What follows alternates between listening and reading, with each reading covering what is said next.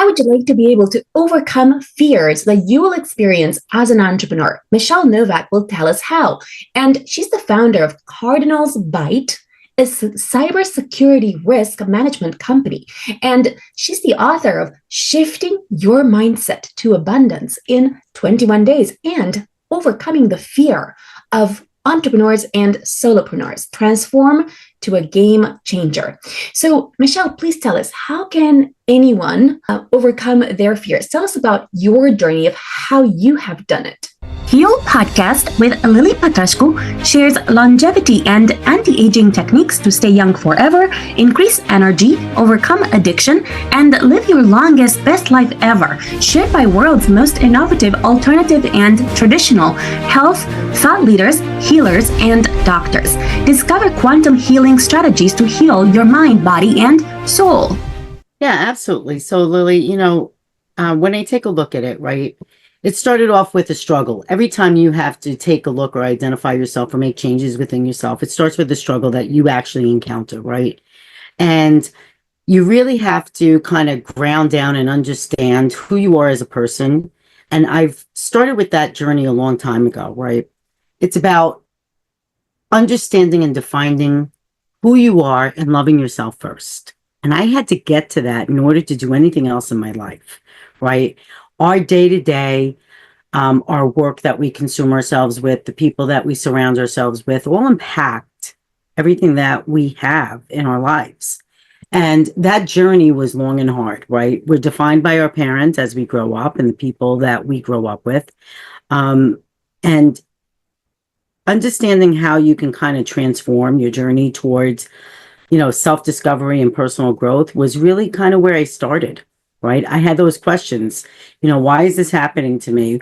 Why do I keep doing the same patterns, or why am I failing at this, or why can't I move ahead? So I think that's really kind of where it starts, right? Being able to take a harsh look at yourself and saying, there's got to be a change. But I think that it's a lot more than that, Lily. It's more than just making the change. It's a mental fortitude that you have to build within yourself to do that. And it's not always easy. It's not always easy, Thank you. So tell us, how did you start thinking about overcoming fears? What were some of the biggest fears that you have encountered in yourself? And what was the blueprint you used to overcome them?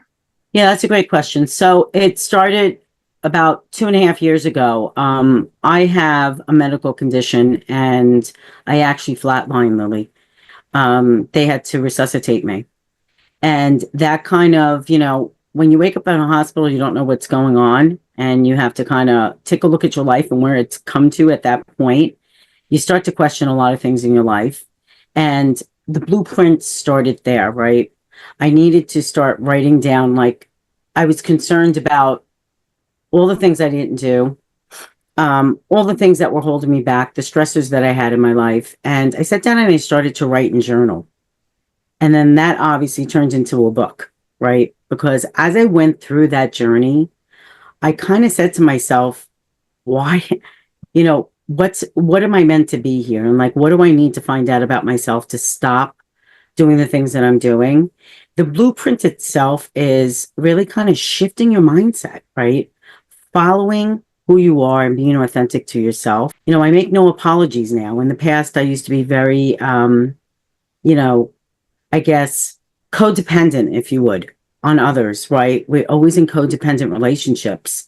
And I say that in the most meaningful way because, you have to challenge yourself to become something different, and the reason why I really had to contemplate kind of where am I at today? And what do I need to do to change myself? That's where it starts, right?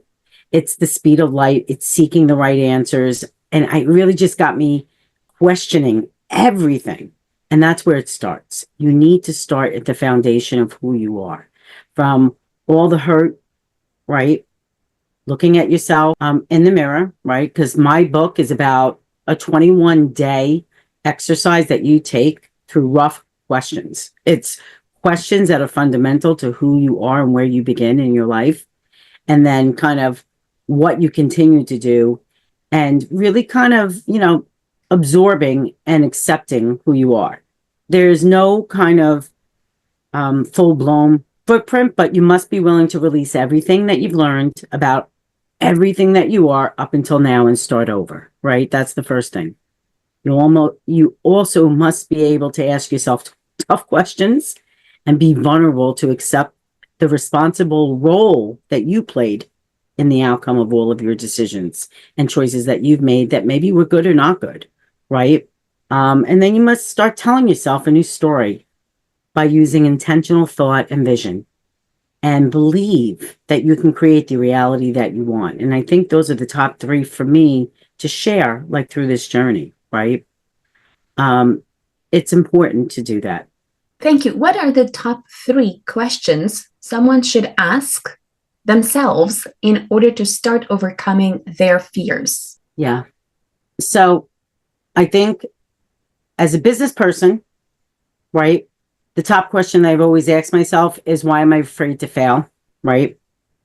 Why is it that I'm afraid to fail? Or why am I afraid to be successful? Even more so, right? Because I think a lot of people are afraid that they have a great idea, but they're not sure if it's going to work. And then they talk themselves out of it. So answer that question, right? What are you afraid of? Why are you afraid to be successful? Like, stop talking yourself out of things, right? And then I think another question that I kind of share with a lot of people is, if you can manifest one thing in your life and it came true, what would it be? Right? I say that because we do manifest everything that happens in our lives, right? So ask yourself that tough question, right? Because by doing that, it's going to help you overcome that fear. You're going to realize that it's yourself that's stopping yourself and nobody else, right? And then I think one of the toughest questions that I've ever asked myself is, why do I stay in relationships or interact in relationships that are not healthy for me, right? And when you know deep inside and beneath it all that it doesn't make you feel good, but you still stay, why? Right? And again, it's just going to come back to really understanding that you have to shift your mindset to think differently and train your brain.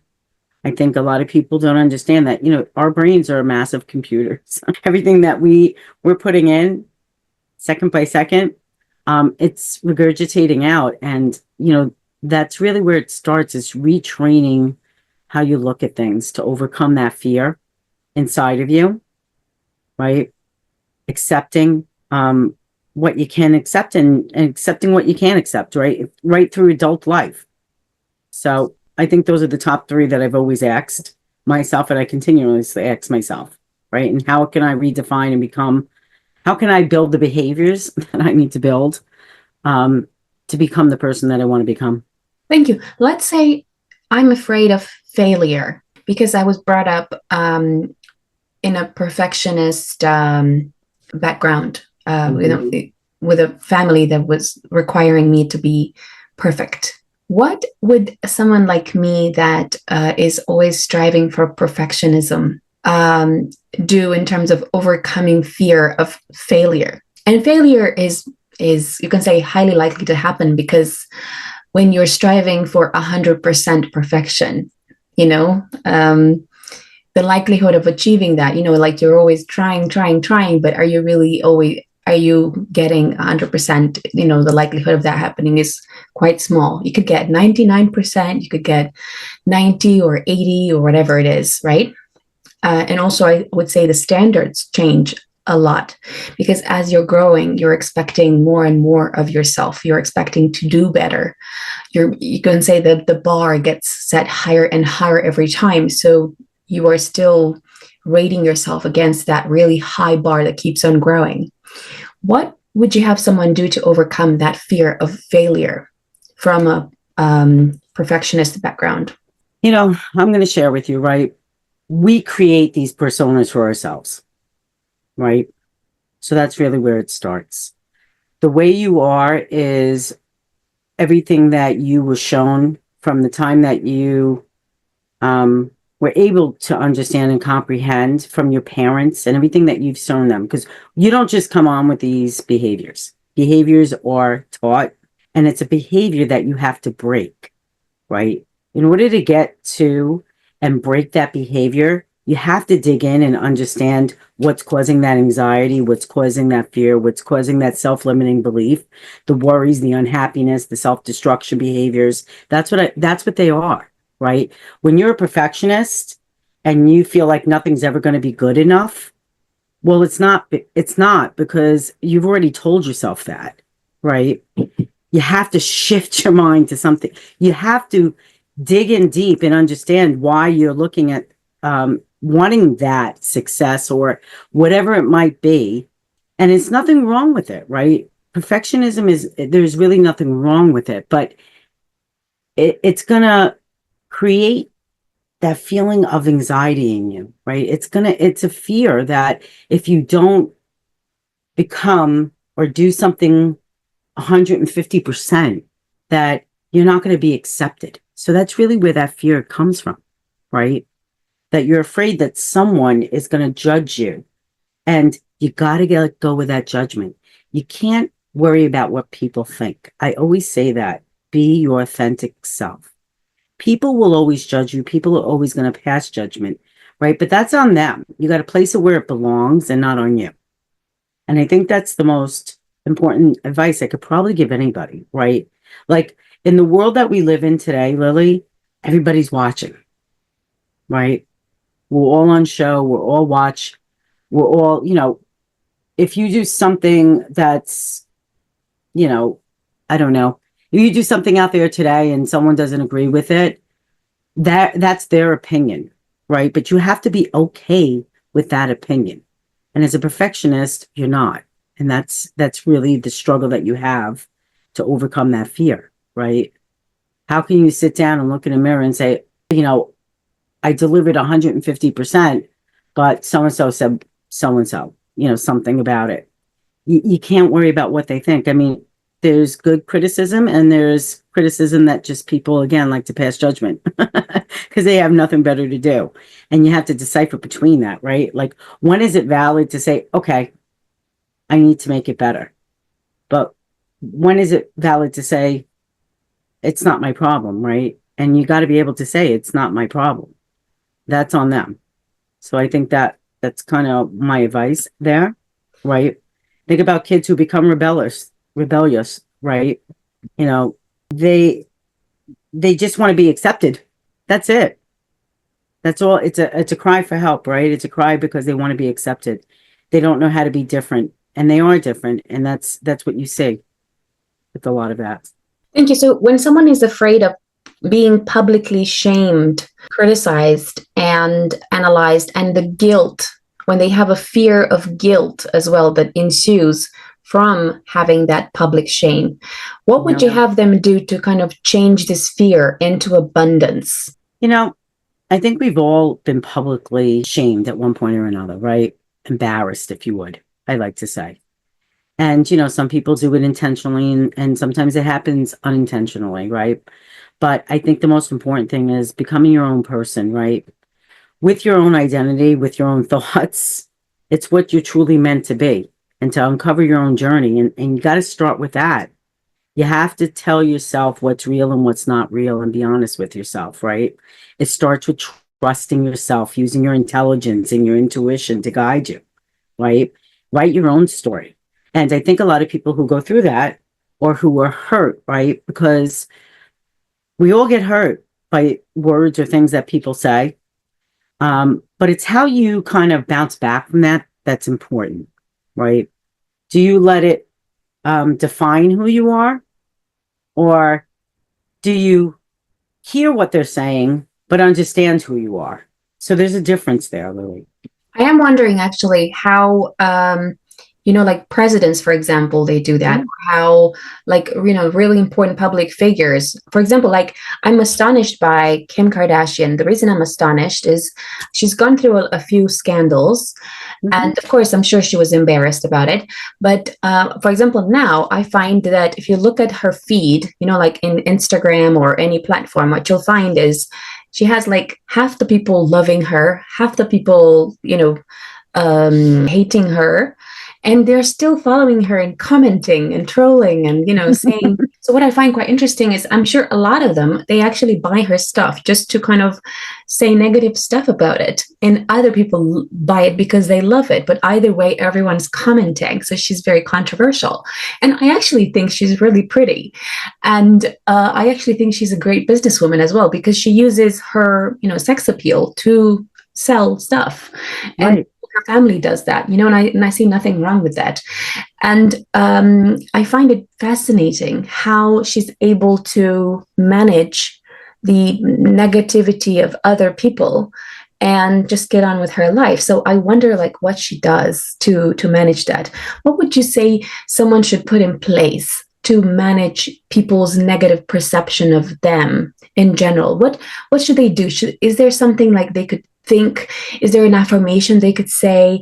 Is there something they could do like as a habit on a regular basis to become more acceptant, to have like this radical acceptance of themselves? Yeah, I mean, I think listen, you're talking, Kim Kardashian, right? She's an icon, right? As is so many other women out there, or men, right? And you have to have a deep understanding and love for yourself. That's where that comes from. She understands it's a business, right? She understands you're going to have the good with the bad, right? I mean, will there be times where I'm sure, she's read a comment and, she's reflected on it? Absolutely. We all will. But she understands in the business world, and as do you and as do I, that at the end of the day, it's really like how you look at yourself. She knows who she is. She understands what she brings to the table. She understands that in order to get by, you can't allow these things to hurt your ego, right? Put your ego aside and just be a person. And I think one of the things that she does really well is she's just a person, right? Above it all, we forget that, right? We see her with her kids and everything else and her struggles, but she's still she's still a human being and a person. And she's not forgotten that. And I think that's really what's helped her get through all of her journeys through life. I mean, we can all create emotional responses that, may not be good for us, right? But when you look at someone like that, she really kind of has probably dove in deep, right? Meditates, understands kind of the impacts. She knows she's on show 24 hours a day. How do you avoid that? She chose that lifestyle, and she has built her persona around that, and she's accepted it. And that's the key. Accepting, right? Accept it. Accept what's there, accept all the outcomes, and just go with it. You're not going to change the world, Lily. You can't change what other things, what other people do. You can only change how you interact or react to it. And she understands that. I think that's the key. Thank you. Right? Would you say there's anything that an entrepreneur would need to do to kind of start feeling more empowered, more confident in themselves? Is there anything that you have personally done to go from fear to abundance in your personal life? What kind of steps did you take? Did you say affirmations, or was there any empowerment techniques that you leveraged for yourself to turn fear into abundance? Oh, absolutely.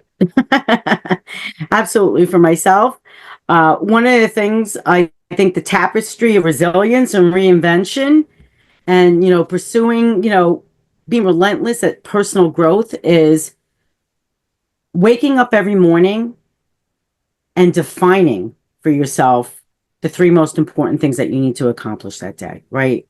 And the three most important things in your life, right?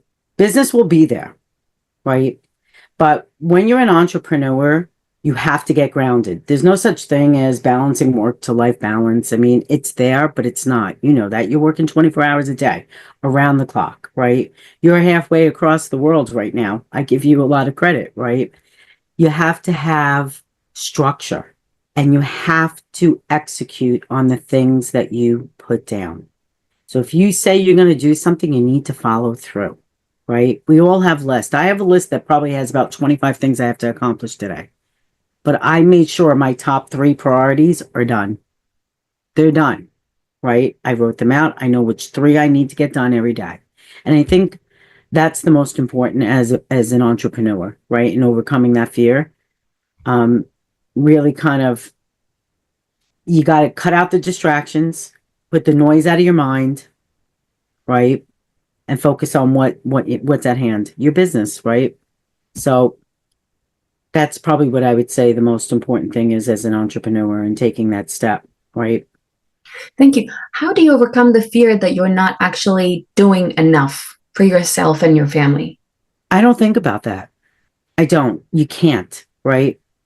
Because all you're doing is putting up blockers for yourself. You know what needs to be done. You know where you want to go. You have to really flip the mindset there, Lily. It's not about becoming fearful that you're not going to be able to support your family, your business is going to fail. You got to learn to flip it and say, okay, well, this idea didn't work. What's the next idea? Right? Get grounded in finding the resolution. Grit will take you through. You have to have the grit to be able to fail. I can tell you. I mean, I had, my first, I remember starting my business. I had a great idea. I was like, oh yeah, it's going to work. It's going to work. It wasn't working. I had to redefine it. You have to be able to come back to the table, redefine it, and have grit, right? You can't be afraid to persevere, right? You got to rise above the noise. And that's the noise, like what you said, right? That's noise. That's just noise. It's going to prevent you from moving ahead if you don't clear the noise. Thank you. How do you get the courage to start again if you have failed really big and you've lost all your money and you're now in big debt? Listen, it's funny that you asked me that. I was laughing the other day. I said something to somebody. I said, look at the president of the United States, right? Man, most powerful, one of the most powerful men, businessmen, right? He's claimed bankruptcy, right? Started over. You can start over at any time. And that is what I'm going to tell you. You could start over at any time, right? Michael Jordan, 1,000 shots, 1,000 times he failed. He talks about it, right? The best players in the world. You're going to fail and it's okay. But it's here that you've got to understand that controls where you go next, right? I mean, nothing is that bad that you can't overcome it. Nothing, right? Nothing is final that you can't overcome it and find a solution to it. You got to have the grit to keep moving forward. That's what it's all about. Just keep moving forward, right? How do I you mean, transmute? How do you transmute fear into joy and into abundance? Like, are there any particular actions that you do every day aside from having these questions? What do you do in these 21 days, the first 21 days? What are the kind of habits and routines that you put in place to transmute this pain and failure and fear of not being enough and not having the courage and turning that around into a life full of making sales every day and winning every day and making progress every day? yeah, I'll tell you the biggest journey that I had to learn is letting others in, right? When you have fear, you shut down, right? You shut down. You kind of don't want anybody around. You get in a silo. You have to engage with people. So one of the things I made um, a priority in my life was meditate, right? I love listening to inspirational people speak, you know, like yourself and other iconic people who talk about great things. And really getting that mindset and listening to others and their journeys really helped me through a lot of the toughest times in my life, right? Because it inspired me to kind of, okay, I'm broken, but so were others, right? So meditating, finding something that you really enjoy. I enjoy listening to music, and you're gonna laugh at me. And my daughter and my nieces and nephews, they all laugh at me. But I'll turn on, the 80s rap music and I'll just listen to it. And I'll walk around the house and it just brings me back to a better place and a better time in my life, where I really enjoyed stuff. So I do things like that, right? But I think one of the other things that's important for me is speaking to the people I love every day. Like there's no doubt in my mind, and being grateful, right? I'm very grateful. I had to learn to be grateful. I think that's part of the hardest journey, is being grateful for what we have, because we're chasing our dreams. We're chasing, the business. We're doing this, we're doing that. And, our lives are so chaotic sometimes that you forget to sit down and just stop and just pick up the phone and say, hey, Mom, how are you doing today? Or, whatever it might be. And that's what brings you the joy. That's what will help you kind of circle back around and, ground yourself. You have to ground yourself. And it's very hard. It's a mind thing. Again, there's some days that are really tough. And I remind myself, well, you know what? I'm still alive.